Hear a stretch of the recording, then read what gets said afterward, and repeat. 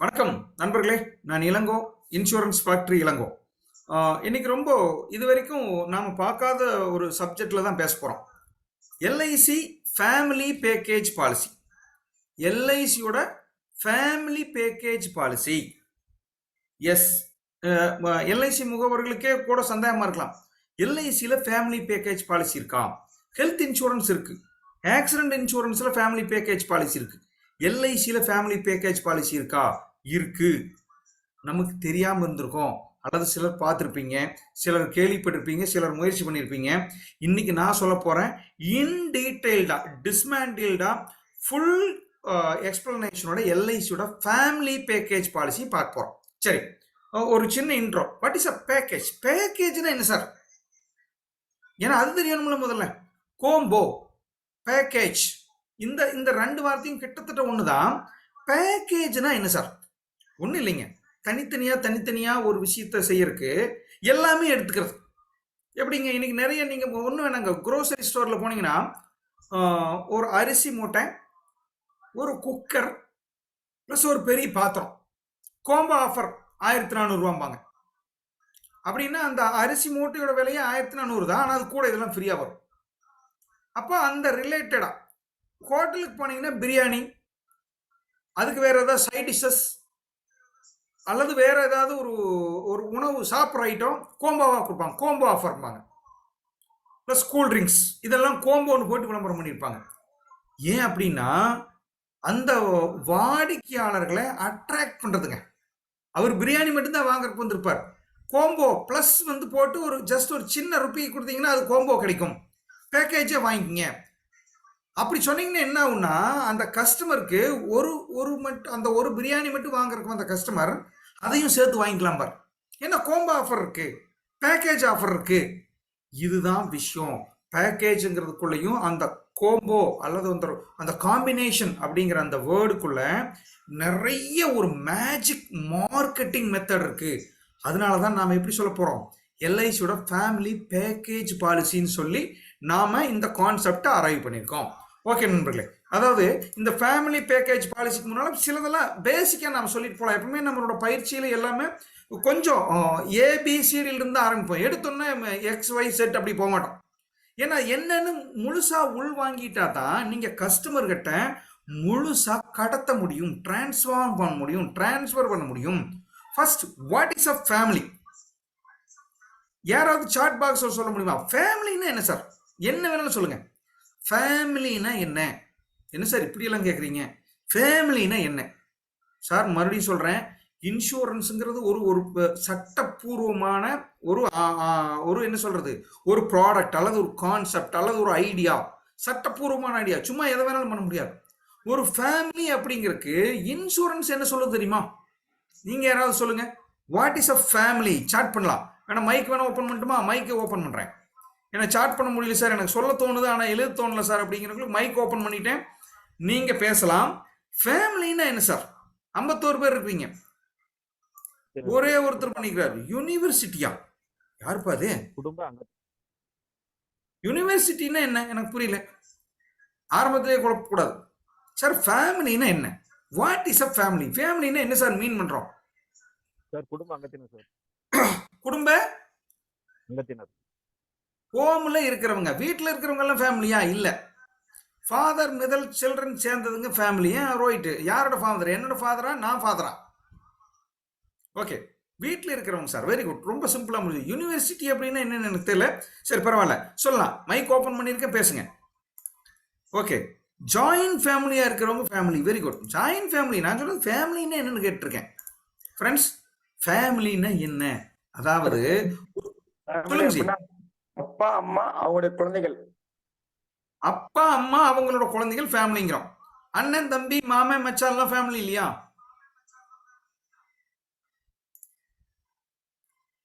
Okay, thank you, very good.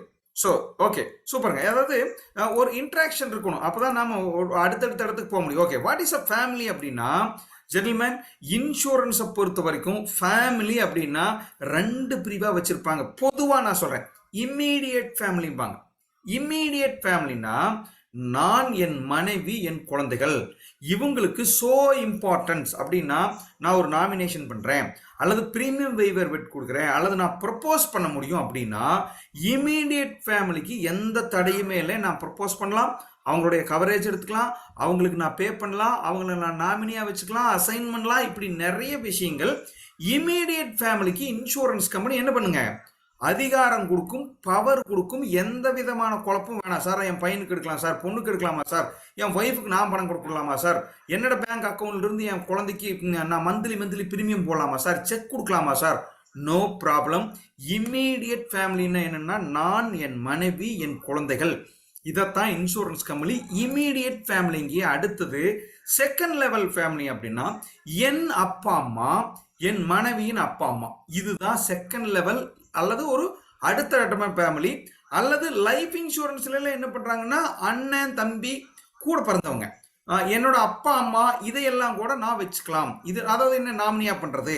But propose பண்றதுல வேற மாதிரி இருக்கு. பட் எப்பவுமே என்ன பண்ணணும்னு நீங்க மைண்ட்ல வச்சுக்கிறது, இம்மீடியட் ஃபேமிலிக்கு எல்லா பவரும் உண்டு சார். எங்க அப்பா அம்மா, என் குழந்தைகளுக்கு இம்மீடியட் ஃபேமிலி, அவங்களுக்கு எல்லா வசதியும் லைஃப் இன்சூரன்ஸ்ல உண்டு.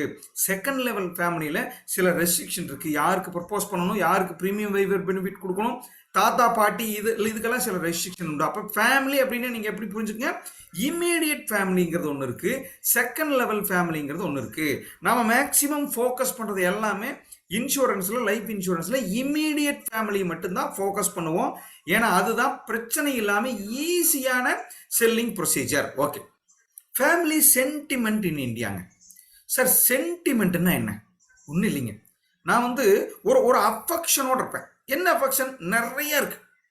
இந்தியாவை பொறுத்த வரைக்கும் உலகத்துல எந்த கண்ட்ரிலையுமே இல்லாத ஒரு ஃபேமிலி சென்டிமெண்ட், அட்டாச்மெண்ட் அப்படின்னா அது நம்ம கல்ச்சர் பிளஸ் நம்ம நாட்டுக்கே உண்டான ஒரு உயர்ந்த தரமான ஒரு சொத்துங்க. என்னது சென்டிமெண்ட்? சார் நீங்க ஒரு சிம்பிளா சொல்லுவாங்க, ஃபாரின் கண்ட்ரிலாம் ஒரு வீடு இருக்கும், ஒரு ஹஸ்பண்ட் இருப்பார், ஒய்ஃப் இருப்பார், குழந்தைங்க இருப்பாங்க. வேடிக்கையா சொல்லுவாங்க எப்படின்னா, சார் அவரு அந்த அம்மா அந்த அங்க இருக்கிற லேடி அவரோட ஒய்ஃப் கிடையாதுங்க. இந்த குழந்தைங்க இவங்க 2 பேர்த்தோட குழந்தையுமே அவங்க கிடையாதுங்க. ஆனா அவங்க வீட்டில் யார் இருப்பாங்க? ஒரு ஹஸ்பண்ட் இருப்பார், ஒரு ஒய்ஃப் இருப்பாங்க, 2 குழந்தைங்க இருப்பாங்க. அந்த அம்மா இவங்க மனைவி கிடையாது, அந்த குழந்தைங்க இந்த அப்பாவோட மனைவி குழந்தைங்க கிடையாது. இப்படிதான் சொல்லுவாங்க. ஏன்னா அங்க எல்லாமே அப்படிதான். பட் நம்ம கண்ட்ரியில மட்டும்தான் ஒரு ஃபேமிலி அப்படின்னா ஒரு அப்பா, அம்மா, குழந்தைங்க, அந்த பற்று, பாசம், அந்த சென்டிமெண்ட், லாங் டேர்ம் ரிலேஷன்ஷிப் உலகத்திலேயே எந்த கண்ட்ரிலையும் கிடையாதுங்க. அதுதான் நம்ம கலாச்சாரம், அதுதான் நம்மளோட இந்தியா. அதைத்தான் நாம என்ன பண்ண போறோம்னா நம்மளுடைய பிசினஸ்க்கு யூஸ் பண்ண போறோம். எஸ்எஸ்கே கேஎம்கே டிவில ரெகுலரா சொல்லுவோம், பிசினஸ்க்கு யூஸ் பண்ண போறோம் அப்படின்னா அவங்கள காலி பண்ண போறோம்னு அர்த்தம் இல்லை. நான் எனக்கு தெரிஞ்ச ஒரு நல்ல விஷயத்தை அவங்க கிட்ட சொல்றேன், அதன் மூலமா அந்த குடும்பத்துக்கோ அல்லது ஒரு தனிநபருக்கோ ஒரு நல்ல பெனிஃபிட்டை கொடுக்க போறேன். அதுதான் அர்த்தமே ஒழிய இந்த மார்க்கெட்டிங் மெத்தட்லயோ அல்லது ஒரு சேல்ஸ் டெக்னிக் சொல்லி கொடுத்தாவோ அந்த கஸ்டமரை நான் காலி பண்ண போறேன் அல்லது அவங்களை எப்படி கேன்வாஸ் பண்றது, எப்படி பிரெயின் வாஷ் பண்றது, இந்த வேர்டுகளை நாங்கள் யூஸ் பண்ண மாட்டோம், அப்படி பண்ணவும் மாட்டோம். இன்னைக்கு நாங்கள் எப்படி ஒரு கான்செப்ட் கொண்டு வந்திருக்கோம்னா, இந்தியாவில் ஃபேமிலி சென்டிமெண்ட் ஜாஸ்தி. அந்த ஃபேமிலி சென்டிமெண்ட்டை ப்ராப்பராக யூஸ் பண்ணி எப்படி ப்ராடக்டை பிச் பண்ணுறது, எப்படி அவங்களுக்கு ஒரு பாலிசி, ஒரு பாதுகாப்பு கொடுக்கறது, ஒரு பெனிஃபிட்டை கொடுக்கறது, இதுதான் விஷயம். இன்னைக்கு ஃபேமிலி சென்டிமெண்ட் இந்தியான்னு சொன்னீங்களே, என்ன சார் ஃபேமிலி சென்டிமெண்ட், எனக்கு கொஞ்சம் புரியாத மாதிரி இருக்கு சார் அப்படின்னு சொன்னீங்கன்னா, சைல்டு எஜுகேஷனுங்கிற ஒரு ஃபேமிலி சென்டிமெண்ட் இருக்கு சார். அப்பா அம்மா படிச்சிருக்கவே மாட்டான் சார், ஸ்கூலுக்கு போயிருப்பாங்க சார், அல்லது காலேஜ்னா என்ன தெரியாது சார், ஸ்கூல்னு என்ன தெரியாது சார். அவங்களோட முதல் ஆசை என்ன தெரியுமா? அந்த வீட்டில் ஒரு குழந்தை இருந்தா என் பையனை, என் பொண்ணை நல்லா படிக்க வைக்கணும், லெவலை என்னை விட 10 மடங்கு மேலே கொண்டு போகணும் படிப்புக்கு. நம்ம இந்தியாவில் குழந்தைங்க மேலே ஒரு மிக மிக மிக பெரிய ஒரு சென்டிமெண்ட்டான ஒரு அப்ரோச்சில் இருப்பாங்க, லிங்கில் இருப்பாங்க. யாராவது ஒரு ஃபேமிலியில் நீங்கள் போய் கேளுங்க, அவரு சார் என் பையனை படிக்கவே வைக்கக்கூடாது சார், அவனுக்கு நான் சப்போர்ட்டே பண்ண சார், அவன் என்னவோ பண்ண சார், அப்படி யாருமே சொல்ல மாட்டாங்க நண்பர்களே. இந்தியாவில் மட்டும்தான் அவனை பெரிய லெவல்ல படிக்க வைக்கணும், என்னை விட 10 மடங்கு அதிகமாக படிக்க வைக்கணும், 100 மடங்கு அதிகமாக படிக்கணும், அந்த எஜுகேஷனை அவனுக்கு நல்ல லெவல்ல கொடுக்கணும்னு விருப்பப்படுற ஒரு சென்டிமெண்ட் ஃபீலிங் அல்லது ஒரு பழக்கம் அல்லது ஒரு கலாச்சாரம் இந்தியா ஃபேமிலிகளில் இருக்கு. ரெண்டாவது asset creation for family. Sir இதையும் சொல்லலாம். எந்த ஃபாரின் கண்ட்ரிலையும் பையனுக்கு பிள்ளைக்கெல்லாம் சொத்தை சேர்த்த மாட்டாங்க. 18 வயசானா அடிச்சு துரத்திடுவாங்க. நீ போய்க்கோ, கிளம்பிக்க, அவன் எங்க இருப்பானே தெரியாது. ஸ்டெப் மதர் ஸ்டெப் ஃபாதர் அப்படிங்கிற ஒரு கான்செப்ட் தான் உலகம் பூரா இருக்குது. உங்களுக்கு தெரியுமா? ஸ்டெப் மதர் ஸ்டெப் ஃபாதர்பாங்க. சார் இந்தியாவில் step mother step father concept கிடையாது. அப்படின்னா என்னன்னா, அந்த அப்பாவோட பையன் வேற ஒரு அப்பா கூட இருப்பார். எப்படிங்க? அந்த பையன் வேற ஒரு அம்மா கூட இருப்பான். அவங்க அம்மாவா? இல்லைங்க, இது எனக்கு ஸ்டெப் மதர்பான். பட் இந்தியாவில் அப்படி இல்லை.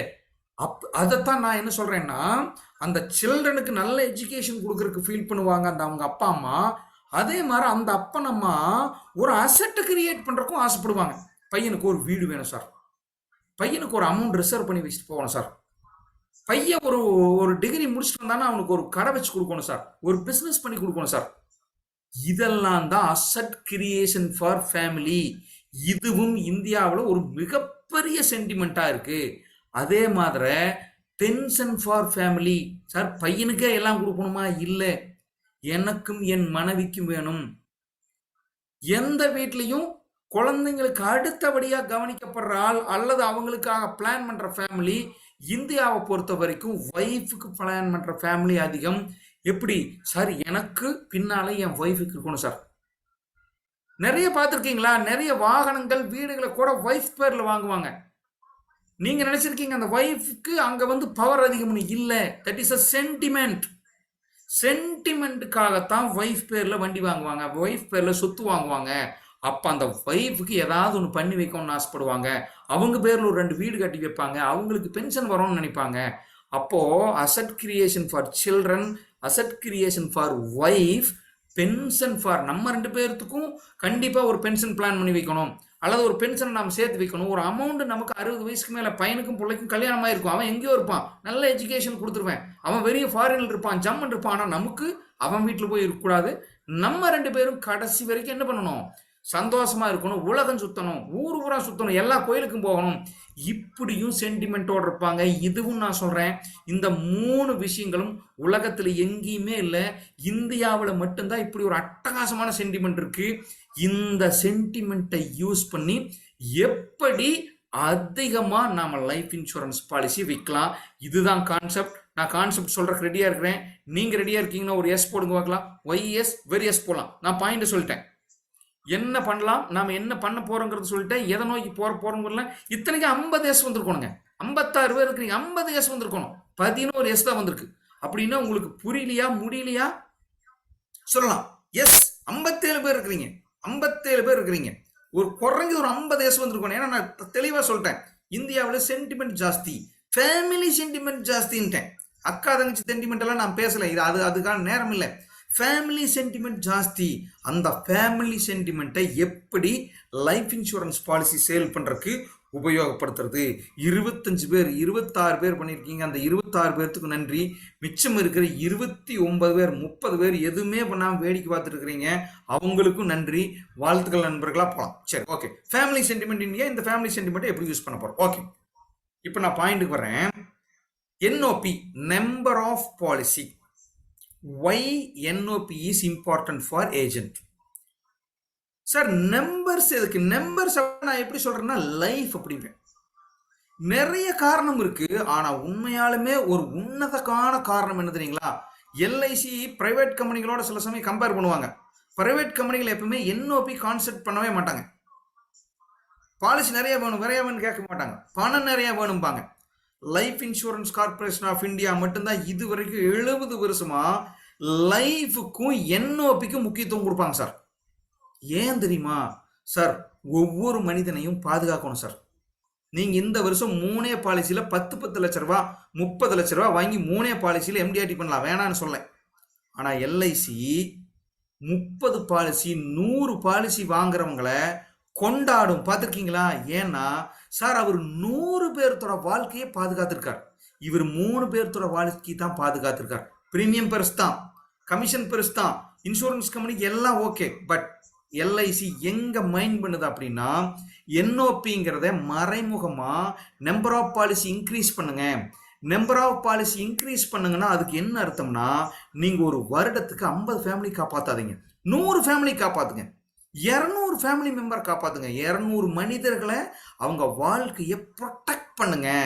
பாதுகாப்புன்னு சொல்றாங்க. அப்போ ஒவ்வொரு இன்சூரன்ஸ் ஏஜென்ட்டுக்கும் என்ஓபி நீங்க எப்படி வச்சுக்கிறீங்க அப்படின்னா, சார் இந்த வருஷம் நான் 50 பேர்த்தோட வாழ்க்கை பாதுகாத்துக்கிறேன் சார், 100 பேர்த்தோட வாழ்க்கை நான் பாதுகாத்துருக்கேன் சார். உண்மைதான். உங்களுக்கு நான் நிறைய பயிற்சியில் சொல்லியிருக்கோம். ஒரு ஒரு நீங்க கடவுள் நம்பிக்கை இருந்தீங்கன்னா, கடவுள் ஒவ்வொரு ஊர்லயும் இருக்க முடியாது சார். அந்த குடும்பம் நடுத்தருவுக்கு நிக்குது, அந்த குடும்ப தலைவர் இறந்து போயிட்டாருன்னா, எந்த உலகத்தில் இருக்கிற பேங்க் ஒரு ஒரு கடவுளும் பேங்க்ல பணம் கிரெடிட் பண்ணாது.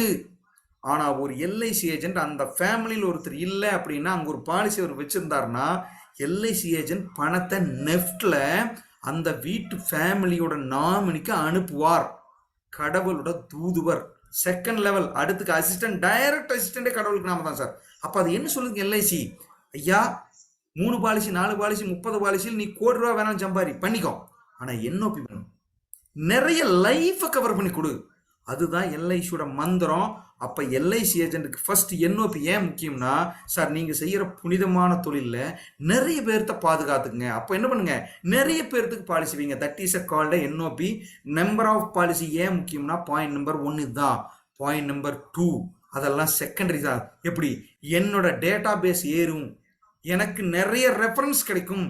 10 ஃபேமிலி 100 பேர் 200 பேர் 300 பேர் சேர என்னை பத்தி 100 பேர் பேசிட்டு இருப்பாங்க இடையில, அவர் இன்னும் 2 ரெஃபரன்ஸ் கொடுப்பார், எனக்கு வளரும் மார்க்கெட்டு. 3வது கமர்ஷியலா சொல்லணும்னா, கமிஷனும் பிளஸ் கிளப் மெம்பரும் அல்லது மினிமம் லைஃபும் எனக்கு கட்டாயம் இருந்தால் நான் என்னுடைய வருமானத்தையும் அதிகம் பண்ணிக்கலாம். ஃபர்ஸ்ட் நோக்கம் நிறைய பேர்த்தோட வாழ்க்கையை நான் பண்ணணும், அதுக்கு என்ஓபி நிறைய வேணும். 2வது நான் என்னோட பிசினஸை வளர்த்தணும்னா எனக்கு நிறைய டேட்டா பேஸ் வேணும், அதுக்காகவும் என்ஓபி வேணும். 3வது கமர்ஷியலா கமிஷன் அதிகமாக இருக்கும், கிளப் மெம்பர் பெனிஃபிட் இருக்கு. இது மாதிரி போட்டிகளில் ஈஸியாக செலக்ட் ஆகணும்னா என்ஓபி வச்சுட்டு ஈஸியாக செலக்ட் ஆயிடலாம். நண்பர்களே, நம்பர் ஆஃப் பாலிசி ஏன் முக்கியங்கிறதுக்கு ஒரு சரியான காரணத்தை நான் சொல்லிட்டேன்னு நினைக்கிறேன். அடுத்தது நாம என்ன பண்ண போறோம்னா, great idea for increasing NOP. Sir NOP வேணும் சார், எனக்கும் புரியுது சார், இப்படி எப்படி சார் என்ஓபி அதிகம் பண்றது, நம்பர் ஆஃப் பாலிசி எப்படி அதிகம் பண்றது எனக்கு தெரியல. எனக்கு 10 பேர் தான் தெரியும், 10 பேர்த்துக்கிட்ட ஒரு பாலிசி, அதில் 4 பேர் ஆல்ரெடி பாலிசி வித்துட்டாங்க, மீதி 3 பேர்த்துக்கிட்ட நான் கேட்டேன், மிச்சம் இருக்கிறதே 2 பேர் தான் சார். சரி எனக்கு சொந்தம் இருக்கிறாங்க சார், எங்க மாமா இருக்கிறாரு, மச்சான் இருக்கிறாரு, அண்ணன் இருக்கிறாரு, தம்பி இருக்காங்க, சித்தப்பா பையன் எல்லாமே இருக்காங்க சார். அதுல பாதி பேர்த்துக்கிட்ட ஆல்ரெடி பாலிசி வாங்கிட்டேன் சார், மீதி பேர் வேலைக்கே ஆகாதுன்னு சொல்லிட்டாங்க சார், ஆல்ரெடி வேற யாருக்கிட்டே வச்சிருக்காங்க சார், பணம் இல்லாமல் இருக்காங்க சார், ரொம்ப கம்மியா வசூல் வருமானத்தில் இருக்கிறாங்க சார்.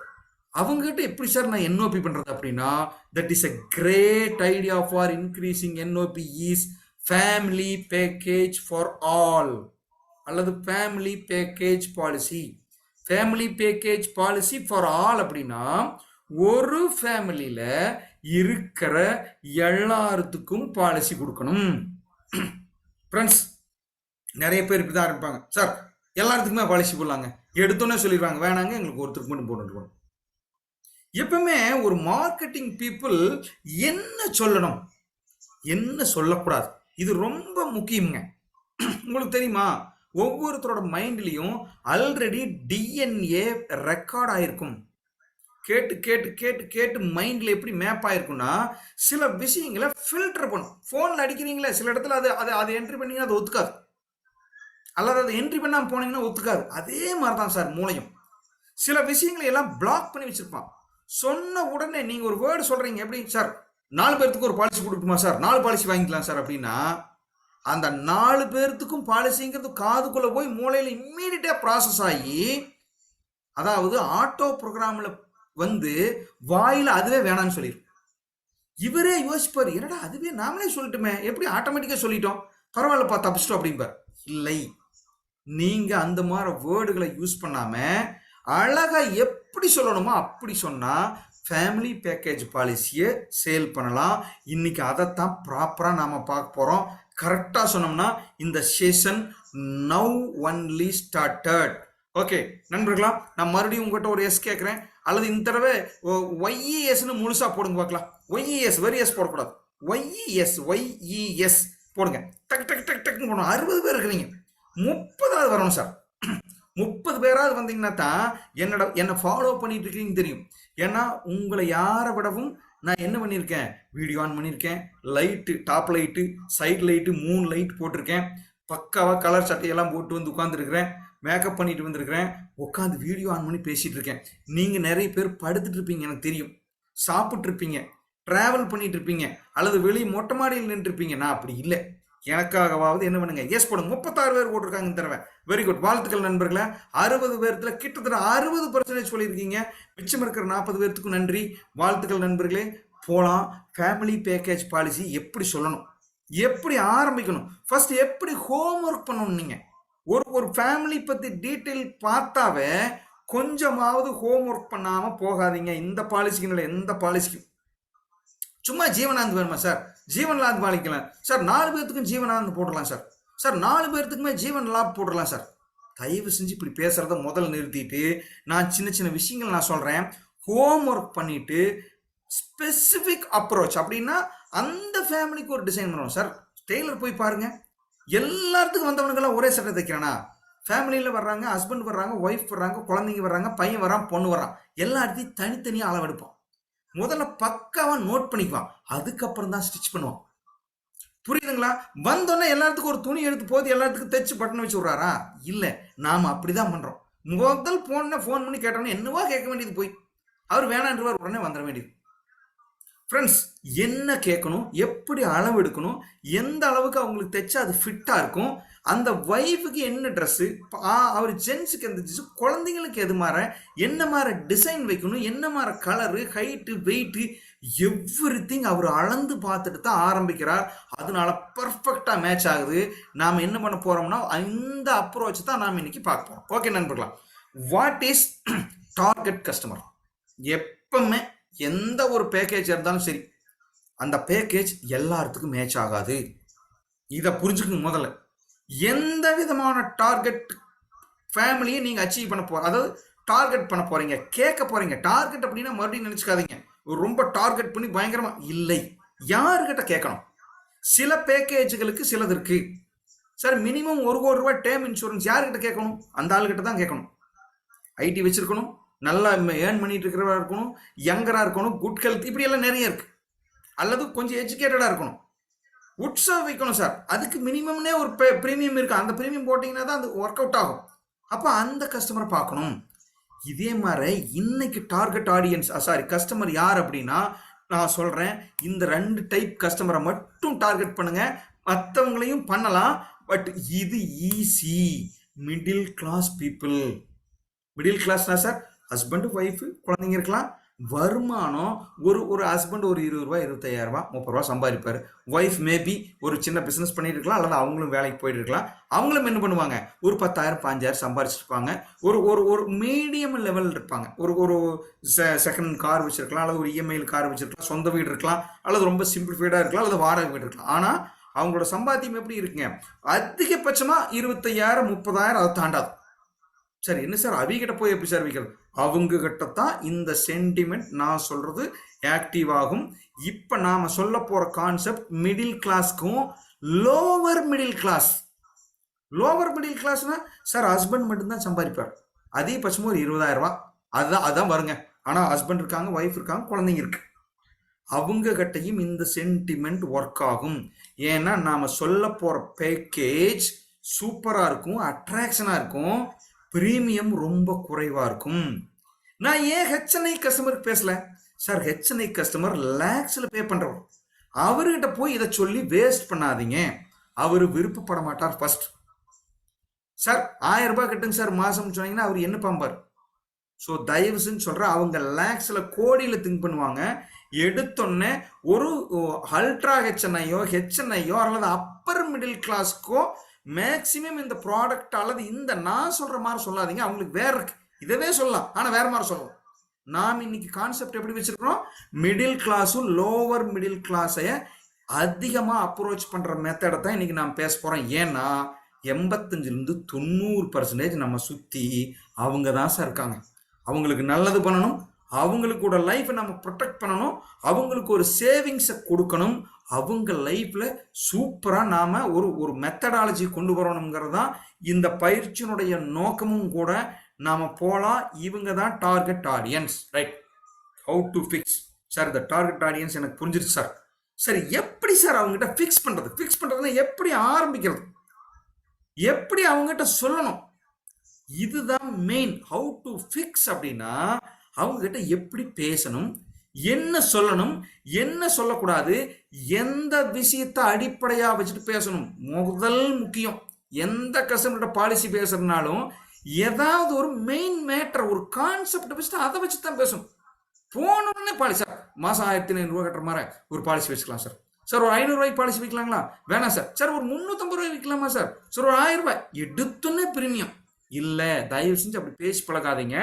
ஏதாவது ஒரு சின்ன கான்செப்டை வச்சுட்டு அந்த கான்செப்டை அவங்களுக்கு ஃபிக்ஸ் பண்ணணும். இது நான் எப்படின்னு சொல்ல போகிறேன், education concept sir.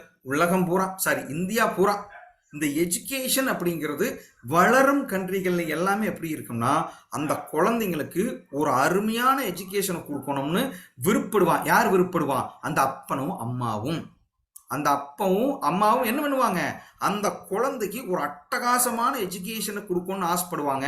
That is a main sentiment. இது வேணான்னு யாருமே சொல்ல மாட்டாங்க. அப்போ இந்த கான்செப்டை வச்சுட்டு கொஞ்சம் லோயர் மிடில் கிளாஸ்லையும் அப்பர் மிடில் கிளாஸ்க்குள்ளேயும் போனால் உங்களை கடவுள் மாதிரி நினைப்பான் சார். ஏன்னா அதை ஒவ்வொரு நாளும் அந்த அம்மாவும் அப்பாவும் பயப்பட்டுருப்பாங்க. எப்படி படிக்க வைக்க போகிறோன்னு தெரியலையே, அங்கே நம்ம சொந்தக்காரங்க அந்த காலேஜில் போய் சேர்த்துனாங்களாமா, 5 லட்சம் வந்துச்சாமா, 6 லட்சம் வந்துச்சாமா, அதனால தான் அவனுக்கு நல்ல வேலை கிடைச்சிருக்கு, நல்லா இருக்கிறான். அப்போ நம்ம பையனே அந்த காலேஜில் தானே சேர்த்தணும், நம்ம என்ன பண்ண போகிறோம், எங்கள் வீடே கட்ட முடியல, பத்தவே மாட்டேங்குது, பணமே இல்லை, ஒருவேளை ஏதாவது ரிஸ்க்குனா என்ன பண்ணும், இதெல்லாம் பேசிகிட்டு இருப்பாங்க.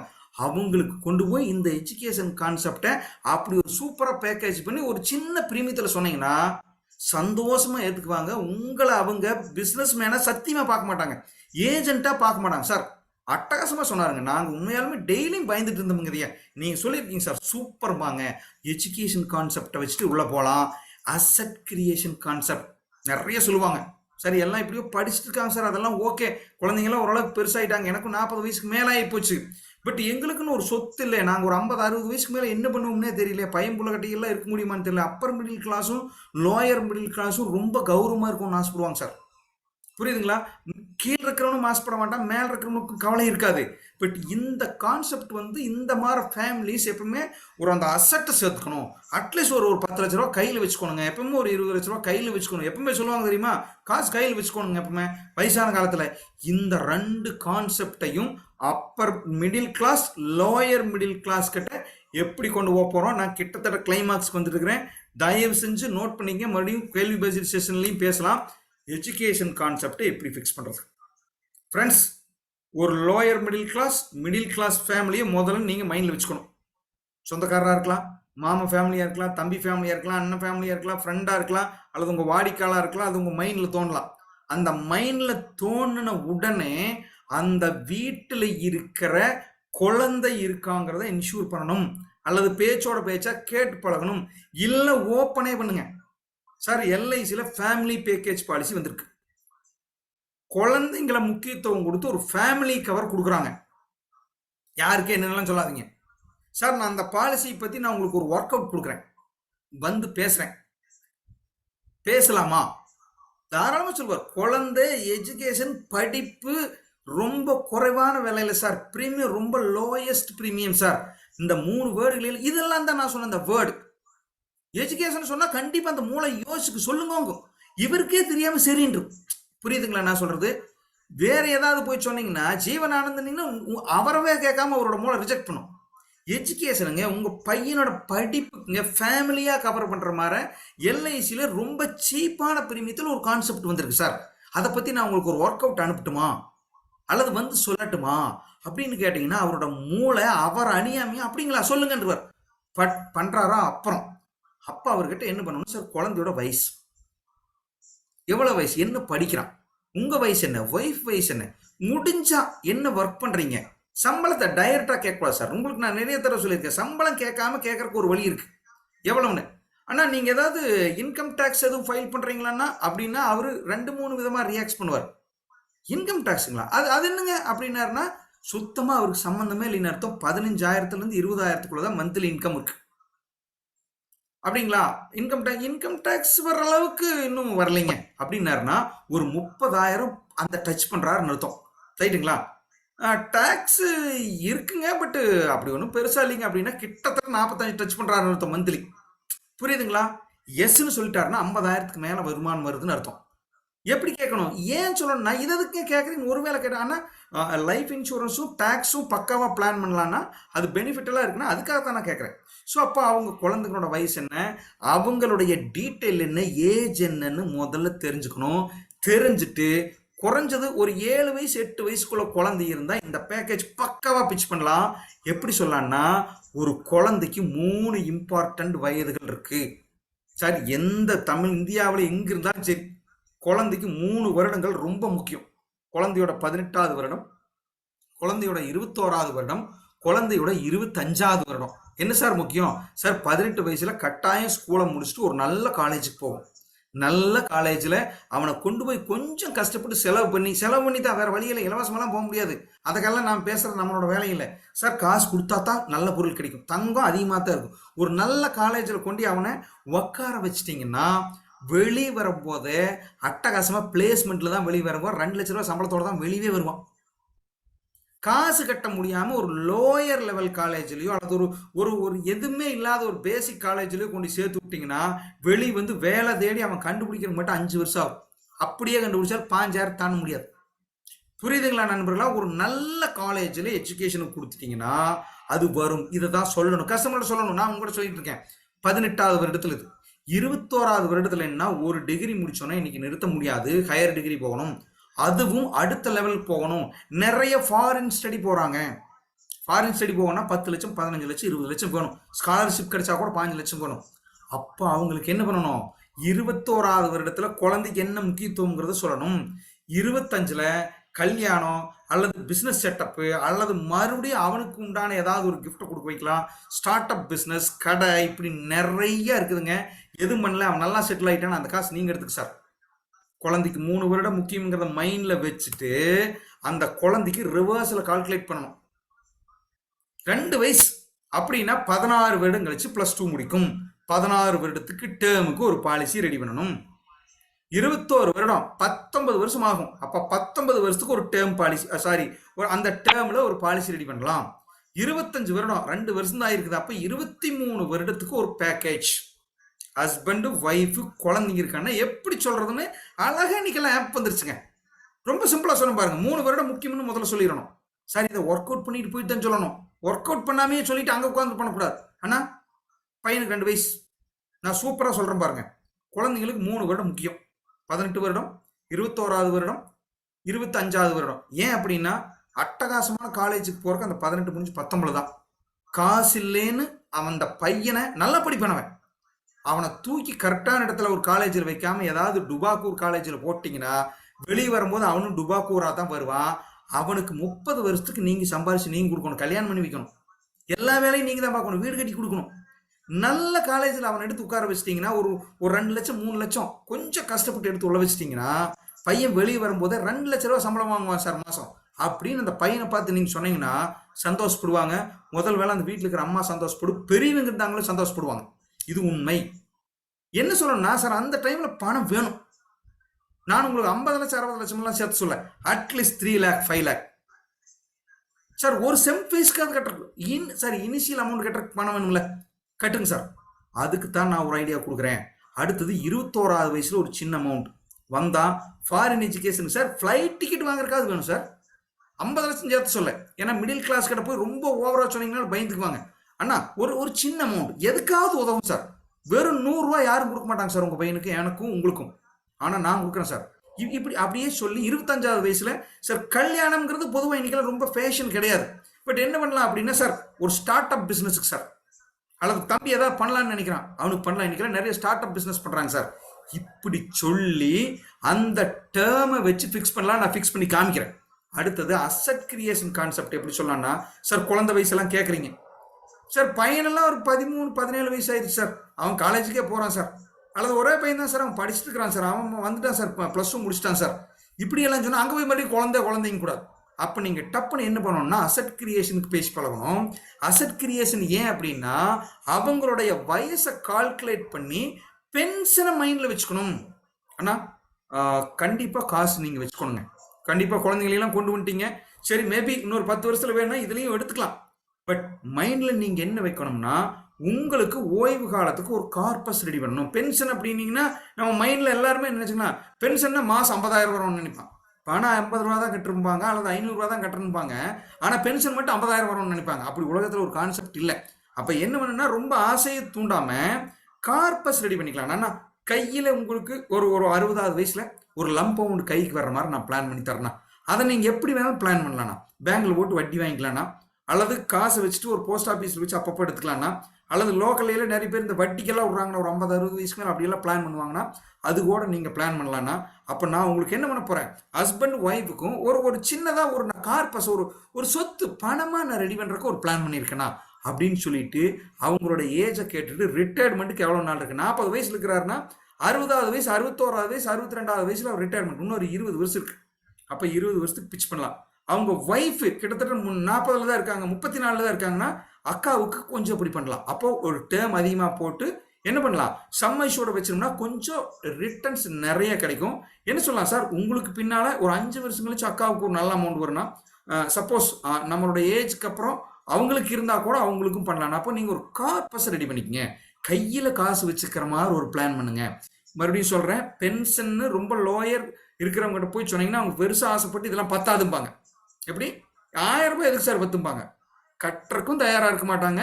ஆனால் 1000 ரூபாய் பத்தாதுன்னு தெளிவாக சொல்லுவாங்க. அப்போ என்ன பண்ணணும், பென்ஷன் டைரெக்டாக சொல்லாமல் சார் ஒரு கையில் காசு இருக்கிற மாதிரி ஒரு சின்னதாக ஒரு கேஷ் ரெடி பண்ணிக்கலாம் சார், உங்களுக்கு ஹெல்ப்ஃபுல்லாக இருக்கும் அப்படிங்கிற சொல்லிட்டு அந்த டேர்முக்கு தகுந்த மாதிரி பாலிசியை ஃபிக்ஸ் பண்ணணும். மறுபடியும் நான் சொல்லிட்டேன், பேக்கேஜ் பாலிசின்னு சொல்லிட்டேன். நம்மளோட நோக்கம் என்னங்க, அந்த வீட்டில் இருக்கிற அப்பா அம்மா குழந்தை 3 பேர்த்துக்கும் டேர்ம் ஃபிக்ஸ் பண்ணணும். 3 பேர்த்துக்கும் வேற வேற பாலிசி கொடுக்கணும், வேற வேற டேர்ம் கொடுக்கணும், வேற வேற பிரீமியம் கொடுக்கணும். கூட்டி பார்த்தா பிரீமியம் சின்னதாக இருக்கணும். ஆனால் நான் ஒரு குழந்தைக்கு அப்பா அம்மா 2 பேரும் சேர்ந்து 18 வயசு 21 வயசு 25 வயசுல காசு வர்ற மாதிரி 3 பேர்த்துக்கும் பேக் பண்ணி கொடுக்குறேங்க. ரொம்ப பிரீமியம் குறைவான பிரீமியத்திலைங்க. இதை நீங்கள் ஒர்க் அவுட் பண்ணிட்டு போய் தான் டெலாக் சொல்லணும். அட்லீஸ்ட் ஒரு 2 விதமாக இருக்கும். பென்ஷன் கான்செப்ட் பேசும்போது அண்ணா பையன் நீங்கள் அம்மா 3 பேர்த்துக்குமே சேர்த்து ஒரு அசட்டு ஒரு நல்ல கையில் காசில் இருக்கிற மாதிரி சின்ன பிரீமியத்தில் நான் ஒரு பாலிசி சொல்கிறேன். ஸ்டார்ட் அப் பேக்கேஜுங்குது. ஸ்டார்ட் அப் பேக்கேஜ் என்ன, நிறைய பேர் இல்லைங்க நான் இன்னும் கொஞ்சம் பெருசாகவே பண்ணலாம், ஆனால் பெருசாக அப்புறம் பண்ணலாங்க, உங்கள் வயசு இருக்கு, இப்போ ஒரு பாலிசி எடுக்கலாம். ஸ்டார்ட் அப் பேக்கேஜ் எல்ஐசியில் ஃபேமிலி ஸ்டார்ட் அப் பேக்கேஜ் கொடுக்குதுங்க. ரொம்ப குறைவான பிரீமியத்தில் அந்த ஸ்டார்ட் அப் பேக்கேஜ் ஆரம்பிச்சிங்கன்னா இப்போ போட்டுக்குங்க, 3 வருஷம் 4 வருஷம் கழிச்சு வேணா டாப் அப் பண்ணிக்கலாம், டாப் அப் பண்ணி பெருசு பண்ணிக்கலாம். இது ஸ்டார்ட் அப் பேக்கேஜ். ஒவ்வொரு மாதமும் வேஸ்ட் பண்ணிடாதீங்க. இப்போ நான் அடுத்து என்ன பார்க்க போகிறேன்னா ஒவ்வொரு கான்செப்டையும் ஒர்க் அவுட் பண்ணி காமிக்க போகிறேன். இது வரைக்கும் புரிஞ்சுதா, நான் எதுக்கு மைக் ஓப்பன் பண்ணுறேன், ஏதாவது இந்த இடத்துலேயே கொஞ்சம் ஸ்ட்ரகிள் இருந்தால் போயில, ஆனால் அடுத்து நான் ஒர்க் அவுட் பண்ணி காமிக்க போகிறேன். என்ன பிரீமியம்ங்கிறதே நான் எப்படி சொல்லணுங்கிறத ஒர்க் அவுட் பண்ணி காமிக்க போகிறேன். மைக் ஓப்பன் பண்ணிட்டேன், சாட் பாக்ஸ் இருக்குது, புரியலைன்னா கொஸ்டின் பண்ணுங்க, இந்த இடத்துலயே கிளியர் பண்ணிட்டு போகலாம். ஏன்னா கால்குலேஷன் போன கடைசியில் கன்ஃபியூஸ் ஆக வேண்டாம். எஸ்ன்னு போட்டால் என்னன்னு அர்த்தம், புரியலின்னு அர்த்தமா, புரிஞ்சுக்குதுன்னு அர்த்தமா, கோ அப்படின்னு போங்க. கோன்னு போட்டால் தான் அடுத்த ஸ்லைடுக்கு போனால் கரெக்டாக இருக்கும். சரிங்களா, எஸ்ன்னு போட்டால் வழக்கம் போல் நான் கன்ஃபியூஸ் ஆகிக்குவேன். கோ கோ அப்போ புரியுதா, என்ன கான்செப்டில் நாம பேச போகிறோன்னு புரிஞ்சிருச்சுங்களா. ஒன்றும் குழந்தைய சின்ன வயசுல இருந்தாங்கன்னா குழந்தைய வச்சு பேசலாம், அதை எப்படி பேச போகிறோன்னு நான் சொல்கிறேன். இல்லை சார் குழந்தைங்க இல்லை கொஞ்சம் பெரியவங்களா இருக்குன்னா அசட் கிரியேஷன் போகலாம், அதை போகலாம். Please proceed sir. Very good very good very good very good நண்பர்களே. Okay okay thank you. அப்போது நாம் இப்போ என்ன பண்ண போகிறோம், லைவாக ஒரு இப்போ நான் என்ன சொல்கிறேன், இப்போ உங்கள்கிட்ட ஒரு மைண்டில் இருக்கணும், ஒரு ஃபேமிலி மைண்டில் வச்சுருக்கணும். அந்த ஃபேமிலிக்கு யார் இருக்கிறாங்க, என் தம்பி வீட்டில் தம்பி இருக்கான், தம்பி சம்சாரம் இருக்காங்க, ஒரு பையன் இருக்கான், பொண்ணு இருக்கான், அவனுக்கு வயசு இருக்குது. என் மாமன் அல்லது என் க்ளோஸ் ஃப்ரெண்ட் வீட்டில் யார் இருக்கா என்ன, இதெல்லாம் தெரிஞ்சுக்கணும். அவங்களுக்கு எப்படி சொல்கிறதுங்கிறத நாம் அடுத்து பார்க்க போகிறோம். ஃப்ரெண்ட்ஸ், சாம்பிள் கால்குலேஷன் 1ல் ஃபஸ்ட்டு சைல்டு எஜுகேஷன் எடுத்துகிட்டு வந்திருக்கேன். இது தெரியாதவங்களுக்கு நோ ப்ராப்ளம், நான் இந்த பிக்சரை உங்கள் தலைவர்கள் குரூப்புக்கு அனுப்புகிறேன். அந்த தலைவர்கள் கட்டாயம் உங்களுக்கு அதை ஷேர் பண்ணுவாங்க. ஒன்றும் இல்லைங்க, ஃபேமிலி மெம்பர் 3 பேர் இருக்காங்க. ஃபாதர் 35 வயசு, மதர் 30 வயசு, சன் அல்லது டாட்டர் 2 வயசுல இருக்காங்க ஒரு குழந்தை. 2 வயசுங்கிறது 3 வச்சுக்க, 4 வச்சுக்க, 5 வச்சுக்க, 1 வச்சுக்கங்க, பிறந்த குழந்தைங்க கூட வச்சுக்கங்க. ஒரு சின்ன குழந்தை இருக்கு 5 வயசுக்குள்ள. அப்பா அம்மா ஒரு 35 வயசு 30 இருக்கிறாங்க. நான் முதல்ல மைண்ட்ல உள்வாங்கணும்னா என்ன பண்ணுவேன் அப்படின்னா, 23 வருடம் லாங் டைம் எப்பவுமே அப்பாவுக்கு கொடுக்கணும். ஏன்னா அப்பாவுக்கு பாதுகாப்பு இருக்கும். சீக்கிரம் அப்பா முடிஞ்சிட்டு போயிடக்கூடாது, அப்பா பாலிசி முடிஞ்சிடக்கூடாது. அப்போ ஒரு 23 வருடம் இருக்கிற மாதிரி பணம், 23 வருடம் கழிச்சு வர்ற மாதிரி பையனுக்கு ஃபிக்ஸ் பண்ற மாதிரி அப்பாவுக்கு ஒரு லக்ஸை பிளானை கொடுத்தீங்கன்னா என்னாகும்? பையனுக்கு 25 வருடத்துல காசு வர மாதிரி ரெடி பண்ணியாச்சு. கன்ஃபியூஸ் ஆகக்கூடாது. பையன் வயசு 2. நான் எல்லாத்தையும் மியூட் பண்றேங்க. அன்மியூட் பண்ணாலும் ஆரம்பிச்சுக்குவாங்கப்பா. ஹலோ, யாருங்க பேசிட்டு இருக்கிறது? தலைவரே, எல்லா தலைவர்கள் இருந்தா வருது. தயவுசெய்து மியூட் பண்ணுங்க சார் ப்ளீஸ்.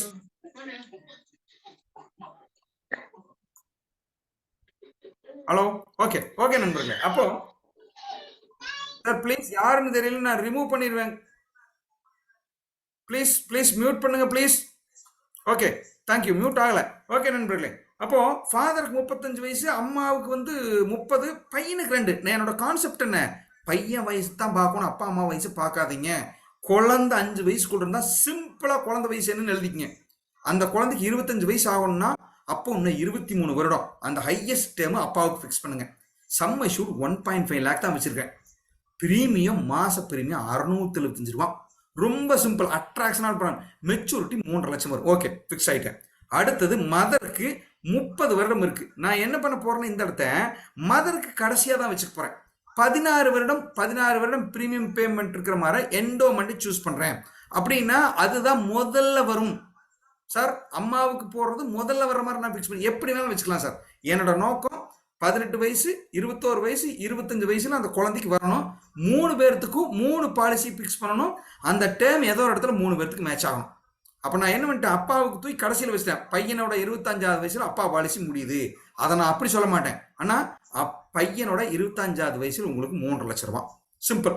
யார் பாலிசி என்னங்கிறதுல அப்புறமா நான் முடிவு பண்ணிக்கலாம். ஆனா மைண்ட்ல நீங்க எப்படி ஃபிக்ஸ் பண்ணிருக்கணும், முதல்ல இப்படி ஃபிக்ஸ் பண்ணிருக்கணும். அடுத்தது, ஆனா பையனோட ஒரு 18வது வயசுல வர்ற மாதிரி வேணும் அப்படின்னா என்ன பண்ணலாங்க, ஒரு ஒரு ஒரு 1.5 லட்ச ரூபா அல்லது ஒரு 1,60,000 ரூபாய் வர மாதிரி நான் பிளான் பண்ணிக்கிறேன். அம்மாவுக்கு போடுங்க 16 வருடம் என்டோமெண்ட். சரிங்க. பையனுக்கு வந்து இப்ப 21வது வருஷத்துல வரும்னு நம்ம சொல்லியிருக்கோம் இல்லையா, 20 வருஷ டேர்ம் பீமா ஜோதி. சார் பீமா ஜோதிங்கிறது கேரண்டீட் ப்ராடக்ட், அட்டகாசமான ப்ராடக்ட். 15 வருஷம் மட்டும் காசு கட்டினா போதும். அப்ப நீங்க பாருங்க, 15 வருடம் தான் முதல் ஃபுல் பிரீமியம் கட்டுவார். ஒரு வருடம் கொஞ்சம் எச்சா கட்டுவார். 20 வருடத்துக்கு ரொம்ப குறைவா தான் 600 ரூபாய் தான் கட்டுவார் மாசம். அப்ப நீங்க அதை கூட சொல்லலாம். ஆனா பிரீமியத்தை நான் கம்மி பண்றதுக்கு பிளான் பண்ணியிருக்கேன். உங்களோட வயசுக்கு ஆக ஆக நான் பிரீமியத்தை கம்மி பண்ணியிருக்கேன். சிம்பிளா நான் என்ன சொல்லுவேன், பையனோட குழந்தையோட சைல்டு மெச்சூரிட்டி ஏஜ் 18 வயசுல 1,60,000 ரூபாய் கிடைக்கும். அடுத்தது 22வது வயசுல 2 லட்சம் கிடைக்கும். 25வது வயசுல குழந்தைக்கு 3.5 லட்சம் கிடைக்கும் சார். மொத்தம் கிட்டத்தட்ட 7 லட்சம் கிடைக்கும் சார். மாச பிரீமியம் எவ்வளவு தெரியுங்களா? உங்க 3 பேர்த்துக்குமே சேர்த்து 1,900 ரூபாய் தான். இப்படித்தான் பேசணும். அப்ப 3 பாலிசி. அப்போ சார் ஒரு 20,000 30,000 ஒரு 1,900 ஒரு பெரிய விஷயமே கிடையாது. தாராளமா 3 வருஷத்துக்கு 3 மாசத்துக்கு ஒருக்கா 6,000 ரூபாய் சார். 5,800 ரூபாய் வரும் சார். செகண்ட் இயர்ல இருந்து 5,500 ரூபாய் தான் வரும் சார். 3 மாசத்துக்கு ஒருக்கா ஒரு 5,500 ரூபாய் கட்டுங்க. 7 லட்சம் ரூபாய் உங்க பையனுக்கு எஜுகேஷனுக்கு ஸ்டெப் பை ஸ்டெப்பா பிளான் பண்ணி தர்றேன். 3 பேர்த்தோட பாதுகாப்பையுமே கொண்டு வந்துட்டேன். அப்பாவையும் பாதுகாத்து கொண்டு வந்துட்டேன், அம்மாவுக்கும் பாதுகாப்பு கொண்டு வந்துட்டேன், பையனுக்கும் பாதுகாப்பு கொண்டு வந்துட்டேன். ஃபேமிலிக்கு ஃபுல்லா ஒரு பாலிசி கொடுத்துருக்குங்க. 7 லட்சம் ரூபாய் மெச்சூரிட்டியும் கொடுக்க போறேன் சார் அப்படின்னு அழகா ஒர்க் அவுட் பண்ணி இப்படி சொல்லணும். நான் இந்த இடத்துல பாலிசி பேச சொல்ல, அங்க போடுங்க சார், எனக்கு ஒண்ணு வேணுங்க சார், அதெல்லாம் நான் எதுவுமே சொல்ல. தேவையை முதல்ல நான் கண்டுபிடிச்சிட்டேன். அழகா ஒர்க் அவுட் பண்ணிட்டேன். ஒரு 1/2 மணி நேரம் உட்காந்து ஒர்க் பண்ணணும். எழுதுங்க பையனோட ஏஜ், ஒரு கோடு போடுங்க. 18வது வயசு இந்த இடத்துல என்ன, அப்ப இந்த என்ன டேம் கொடுக்கணும். அடுத்து 21வது வயசு என்ன டேம் கொடுக்கலாம், என்ன பிரீமியம் வரும். 3ஐயும் ஒர்க் அவுட் பண்ணிட்டு எந்த கொட்டேஷனுமே கொடுக்க வேண்டாம். இதை மட்டும் கொடுத்தா போதும். பிரீமியம் இவ்வளவு, இந்த பையனுக்கு இந்த வயசுல இவ்வளவு வரும், இவ்வளவுதான். இந்த 3 எழுதினா போதும் சார். கட்டுறது கிட்டுறதும்பாங்க. செல்வன் தலைவர் தான் சொல்லுவார், கட்டுறது கிட்டுறது. சார் 1,900 ரூபாய் கட்டுங்க. பையனுக்கு 18 வயசுல 1.5 லட்சம், 1,60,000. 22 வயசுல 2 லட்சம், 25 வயசுல 3.5 லட்சம். வேலை முடிஞ்சு போச்சு. நீங்க பிரீமியம் எவ்வளவுதான் கட்டுறீங்க. அழகா பண்ணலாம். This is a simple calculation for child education. மறுபடியும் நான் சொல்றேன், 5 வயசு குழந்தையா இருந்தா இந்த டேம் எல்லாமே நீங்க மாத்திக்கணும். 25 வருடம் போட முடியும், 20 வருடம், 23 வருடம் போட முடியாது, 18 வருடம் தான் போட முடியும். 5 வயசு குழந்தை எப்போ 12 13 வருஷத்துலயே என்ன ஆகும், 18 வயசு போயிடும். அப்படின்னா என்டோமெண்ட் தான் போட முடியும். நீங்க அதுக்கு தகுந்த மாதிரி மேட்ச் பண்ணுங்க. ஜீவன் லாபம்லாம் நான் ஏன் உள்ள கொண்டு வரல, மினிமமே 1.5 லட்சம் வந்துடும். சாரி, 2 லட்ச ரூபாய் சம்பாதிச்சு வந்து பிரீமியம் ஏறும். என்னோட நோக்கம் மிடில் கிளாஸும் லோயர் மிடில் கிளாஸை டார்கெட் பண்றதுனால பிரீமியத்தை 2000 ரூபாய்க்குள்ள வர்ற மாதிரி நான் பிளான் பண்ணியிருக்கேன். அப்ப என்ன பண்ணலாங்க, இது மாதிரி 1 lakh சம் ஷூட், அதுக்கு கீழே இருக்கிற சம் ஷூட் அல்லது 1.5 1.3 இருக்கிறத பண்ணீங்கன்னா ரொம்ப ஈஸியா மேட்ச் ஆகும். போய் அரை மணி நேரம் இந்த ஃபேமிலியில் உட்காந்து 3 பாலிசி 10 நிமிஷத்துல வாங்கிட்டு வந்துடும். 10 நிமிஷம் தான் 3 பாலிசி. ஒரு ஃபேமிலி 10 ஃபேமிலி எழுதுங்க, 30 பாலிசி முடிஞ்சதுங்க. சரி சார், பாதி முடிஞ்சது சார், 15 பாலிசி சார். 3 லைஃபை கொடுத்தாச்சு, 3 பேர்த்த கவர் பண்ணிட்டீங்க, என்ஓபி வந்துருச்சு.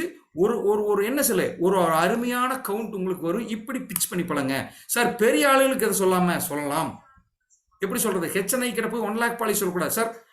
உங்களுக்கு ஒரு 50,000 ரூபாய் பிரீமியம், அவங்களுக்கு ஒரு 50,000 பிரீமியம், அதெல்லாம் அப்புறம் சொல்லுங்க. நாம இன்னைக்கு அந்த கான்செப்டை பேசல, அதனால நான் அதை பத்தி பெருசா பேசல. ஸோ நம்மளோட கான்செப்ட் சின்ன பாலிசிகள் நிறைய வாங்குறது. அடுத்தது கால்குலேஷன் நம்பர் 2.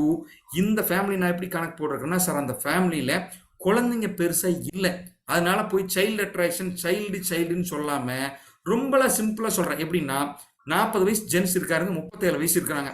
அந்த பையன் ஆல்ரெடி +2 வந்துட்டா, அல்லது பொண்ணு படிக்குது, அல்லது பையன் பொண்ணு இல்லை, எப்படி வேணாலும் வச்சுக்க.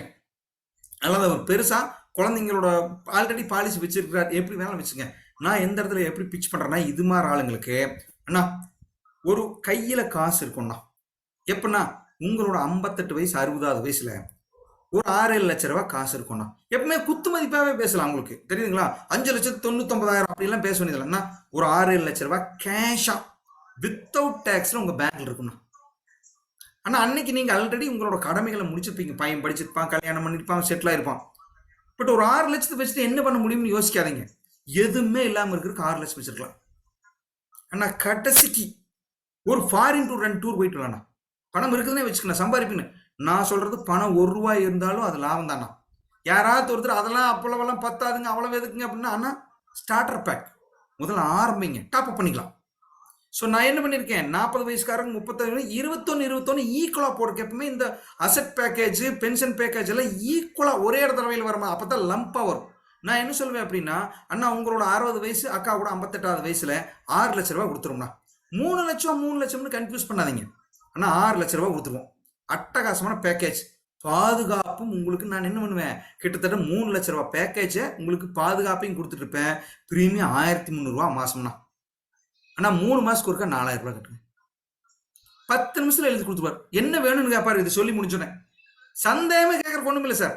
மாசம் 1300 ரூபாய் உங்களுக்கு ஃபேமிலிக்கு ஒரு பேக்கேஜ் பண்ணி கொடுக்குறேன்னா, அப்புறம் என்ன நீங்க இன்க்ரீஸ் பண்ணிக்கணும். அதனாலதான் நான் சொன்னேன், நீங்க அப்ரோச் பண்றது medium level family, micro level family, அல்லது ஒரு மிடில் கிளாஸ் ஃபேமிலியா இருந்தாங்கன்னா 1300 அட்ராக்ஷனா இருக்கும்.